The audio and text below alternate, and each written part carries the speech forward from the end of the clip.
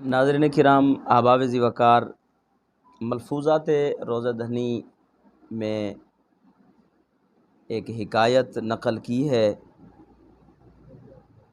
हज़रत पीर सईं रोज़ा धनी अलैहि रहमा लिखते हैं, फरमाते हैं कि हज़रत हातिम असम अलैहि रहमतुल हक़म सफ़र हज को रवाना हो रहे थे, तो उनने अपनी आहलिया मोहतरमा से कहा कि मैं सफ़र हज पे जा रहा हूँ, तुझे किस कदर जो है मैं अपना नानफ़क़ा दे कर जाऊँ, किस कदर आपको ख़र्चा दे कर जाऊँ। तो उनकी आहलिया ने कहा, जिस कदर मेरी ज़िंदगी के दिन दे जाओ उस कदर मुझे ख़र्चा भी दे कर जाओ।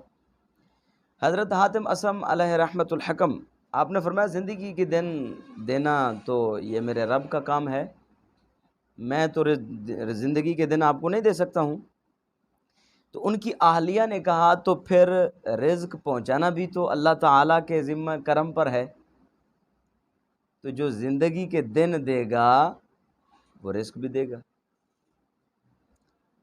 आप मुतमईन हुए और मुतमईन होकर सफ़र हज पर रवाना हो गए। कुछ दिनों बाद महल्ले की मस्तूरात, महल्ले की औरतें इकट्ठी हो गईं हज़रत हातिम रहमतुल्लाह अलैहि के आलिया के यहाँ। तो कहने लगी कि आपका शौहर हज़रत हातिम असम हज पर चले गए हैं, तो आपको कितना नानफ़क़ा देकर गए हैं, आपको कितना खर्च देकर गए हैं। अल्लाहु अकबर कबीरा। तो हज़रत हातिम की आहलिया मोहतरमा ने जवाब दिया, फरमाया, हाँ, खाने वाला चला गया है, देने वाला मौजूद है। एक वक़्त था कि आले इस्लाम की जो ख़ातूनें होती थीं, औरतें हुआ करती थीं, उनका तवक्कुल और अल्लाह की ज़ात पर भरोसा इस कदर हुआ करता था।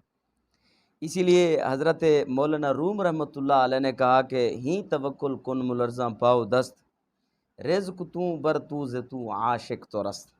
कि फरमाया, अल्लाह ताला पर एतमाद रख, ही तवक्कुल, अल्लाह पर भरोसा रख, कुन मुलर्ज़ा पाओ दस्त, और रिज़्क़ की खातिर अपने हाथ पाँव को हरकत मत दे।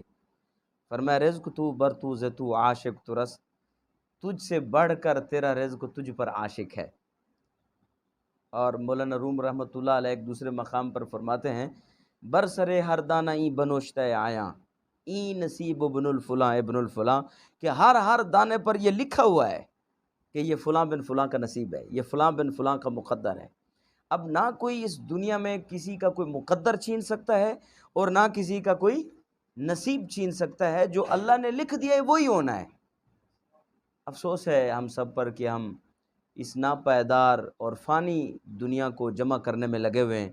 हज़रत हातिम असम रहमतुल्लाह अलैह से एक शख्स ने कहा कि फ़लाँ आदमी ने बड़ी दौलत जमा कर लिए, बड़ी जायदाद बना लिए, बड़ी प्रॉपर्टी बना ली है उसने, बड़े अकाउंट बैलेंस बना लिए है, बिजनेसमैन हो गया है, बहुत बड़ा ताजर हो गया है और बड़ा उसने पैसा कमा लिया है। तो आपने फरमाया, क्या उसने उसके मुताबिक अपनी ज़िंदगी का इंतज़ाम भी कर लिया है?